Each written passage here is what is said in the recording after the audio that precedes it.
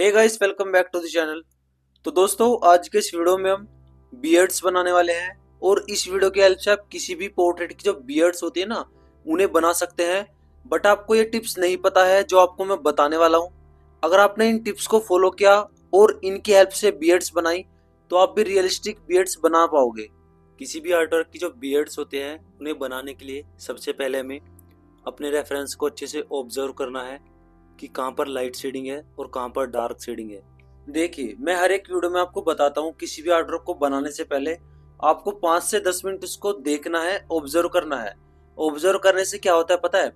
जब हम किसी भी आर्टवर्क को देखते हैं, ऑब्जर्व करते हैं कि उसमें क्या क्या डिटेल है, क्या क्या है, किस तरह की शेडिंग है, तो हमें उसके बारे में पता चलता है और हम उसे इजीली बना पाते हैं।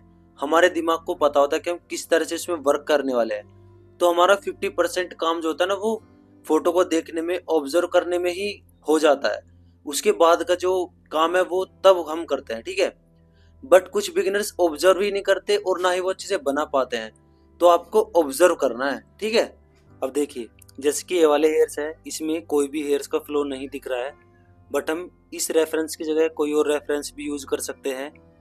और जो कि हमारे बियर्ड्स होती हैं, ये कुछ इस तरह की होती हैं। इस तरह के इसमें हेयर्स होते हैं, ठीक है। तो हम इसी तरह से इसमें इन हेयर्स को ड्रॉ करेंगे।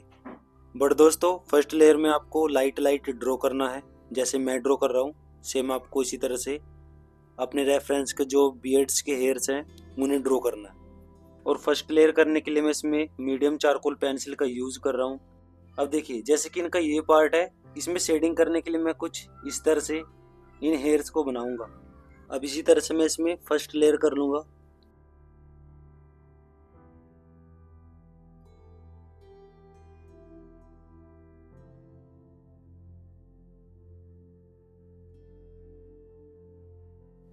अब देखिए, आपको फर्स्ट लेयर में कुछ इस तरह से हेयर्स को ड्रॉ करना है। तो दोस्तों, मैंने इसमें फर्स्ट लेयर में लाइट शेडिंग इसलिए की है जिससे कि बिगिनर्स एक एक स्टेप को अच्छे से समझ पाए और अपने आर्ट वर्क में इम्प्रूव कर पाए।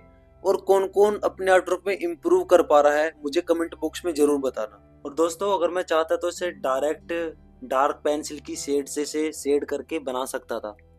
बट आपको समझाने के लिए मैंने बताया है, ठीक है। इसके बाद आपको क्या करना है, इस टाइप का कोई भी फ्लैट ब्रश लेना है और हेयर्स की डायरेक्शन में ही इन्हें ब्लेंड करना है। देखिए, जो हम हेयर्स बनाते हैं ना, जैसे कि हमारे ये वाले हेयर्स है, इन हेयर्स को और बियर्ड्स के हेयर्स को बनाने में बस थोड़ा सा ही डिफरेंस है। बट क्या डिफरेंस है आपको इस वीडियो में जानने को मिलेगा। अब देखिए, आपको इस तरह से इस शेडिंग को ब्लेंड कर लेना है। अब आपको सॉफ्ट चारकोल पेंसिल लेनी है और इस सॉफ्ट चारकोल पेंसिल को हम पेपर कटर की हेल्प से या फिर शार्पनर की हेल्प से कुछ इस तरह से पॉइंटेड बना लेंगे, क्योंकि हमें हेयर्स बनाते टाइम पॉइंटेड पेंसिल की हेल्प से अच्छे से इसे बना पाएंगे। तो दोस्तों, जो मैंने शेडिंग इसमें करी है, इसकी वीडियो शूट नहीं हो पाई थी। बट दोस्तों, मैं आपको बताता हूँ कि मैंने इन हेयर्स को किस तरह से बनाया है। जैसे कि मेरे रेफरेंस के हेयर्स हैं, तो मैं इन्हें हेयर्स की डायरेक्शन में कुछ इस तरह से बनाऊंगा। जैसे मैं ड्रॉ कर रहा हूँ ना, सेम आपको इसी तरह से ड्रॉ करना है। और आप कोई भी हेयर्स बना रहे हो, उन्हें आपको हेयर्स की डायरेक्शन में ही बनाना है, तभी आप अच्छे से बना पाओगे।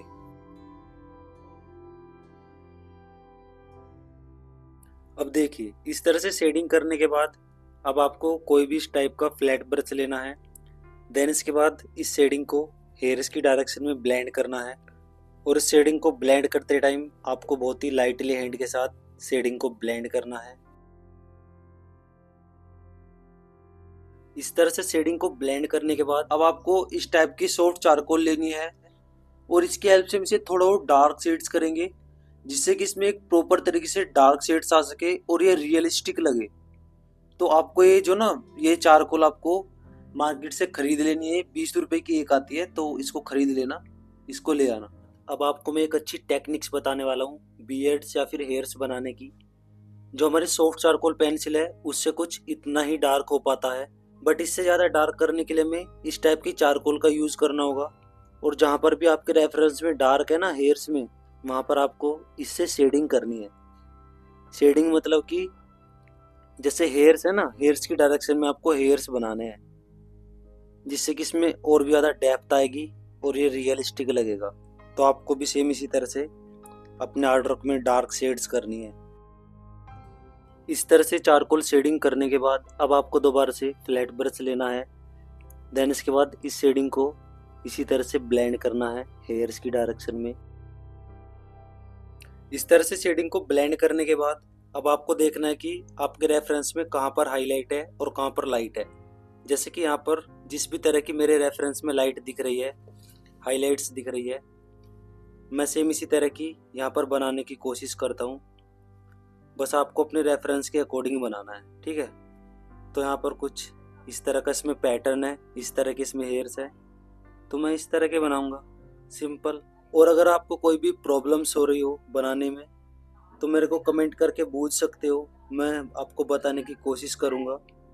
क्योंकि जो ये वीडियो बनाता हूँ आप लोगों के लिए बनाता हूँ, जिससे कि आप अच्छे से सीख पाओ, ध्यान से बना पाओ। क्योंकि मैं चाहता हूँ कि दोस्तों आप भी सीखो, आप भी आगे बढ़ो। अब देखिए जैसे कि ये वाले हेयर्स हैं, इन्हें बनाने के लिए मैं इस तरह से हेयर्स बनाऊंगा इस इरेजर की हेल्प से। अब देखिए जैसे कि इनकी बियर्ड्स के ये वाले हेयर्स हैं, मुझे इन्हें बनाने के लिए अपनी इरेजर को कुछ इस तरह से शार्प करना होगा। देन इसके बाद इन हेयर्स को कुछ इस तरह से हेयर्स की डायरेक्शन में बनाना होगा। और ये रैंडमली आप बना सकते हो कुछ इस तरह से, बट अभी हम इसमें लेयर करने वाले हैं तो ये और भी ज़्यादा रियलिस्टिक लगेगा। लेयर करने का मतलब ये है कि दोस्तों हाइलाइट्स करने के बाद हम इसे ब्लेंड करेंगे, फिर दोबारा से हाइलाइट्स करेंगे।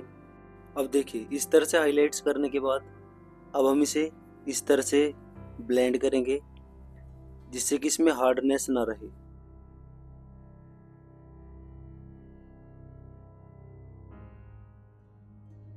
इस तरह से ब्लेंडिंग करने के बाद अब आपको दोबारा से सॉफ्ट चारकोल पेंसिल लेनी है और जहाँ पर डार्क शेडिंग है वहाँ पर डार्क शेडिंग करनी है, और जहाँ पर लाइट शेडिंग है वहाँ पर लाइट शेडिंग करनी है, हाइलाइट्स को बचाते हुए। इस तरह से शेडिंग करने के बाद अब हम दोबारा से इसे ब्लेंड कर देंगे। इस तरह से शेडिंग को ब्लेंड करने के बाद अब आपको दोबारा से इरेजर लेनी है और इस तरह से अपने रेफरेंस को देखकर हाइलाइट्स करनी है। जैसा भी आपके रेफरेंस में हाइलाइट्स है आपको उसी तरह से हाइलाइट्स कर लेनी है। तो आप देख सकते हो हमारे जो ये बियर्ड्स के हेयर्स हैं कितना ज़्यादा रियल लग रहे हैं। इस तरह से हेयर्स बनाने के बाद अब जैसे हमने हेयर्स बनाए हैं ना, इनके ऊपर बीच में कुछ इस तरह से हाइलाइट्स करना है तो ये और भी ज़्यादा रियलिस्टिक लगेगा कुछ इस तरह से। मतलब कि जो इसका टॉप है ना, जैसे हेयर्स कर्व होता है उसके टॉप पर इस तरह से हाइलाइट्स करनी है तो ये और भी ज़्यादा अच्छा लगता है। तो दोस्तों कुछ इस तरह से आप बियर्ड के हेयर्स भी बना सकते हो। तो दोस्तों इस वीडियो में इतना ही, और नेक्स्ट वीडियो में हम इनके बैकग्राउंड में शेडिंग करने वाले हैं और किस पोर्ट्रेट में किस तरह का बैकग्राउंड बनाना चाहिए ये थोड़ा टेक्निकली सोचना पड़ता है, और किस तरह से सोचना है और किस तरह से बैकग्राउंड बनाना है ये मैं आपको नेक्स्ट वीडियो में बताने वाला हूँ।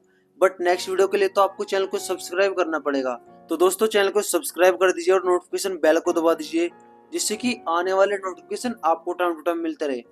तो दोस्तों चैनल तो आपने सब्सक्राइब कर दिया है, और आप मेरे इंस्टाग्राम पर भी मुझे फॉलो कर सकते हो और मुझे टैग कर सकते हो और अपने आर्ट वर्क को बना के मुझे भेज सकते हो। मैं आपको बताऊंगा कि उसमें क्या कमियां हैं और किस तरह से आप उसे इम्प्रूव कर सकते हैं। अगर हो सकता होगा तो मैसेज में ही बता दूंगा, वरना उसके ऊपर एक और वीडियो बनानी पड़ेगी, जिसके लिए आपके एक कमेंट की जरूरत है। Thanks for watching this friend.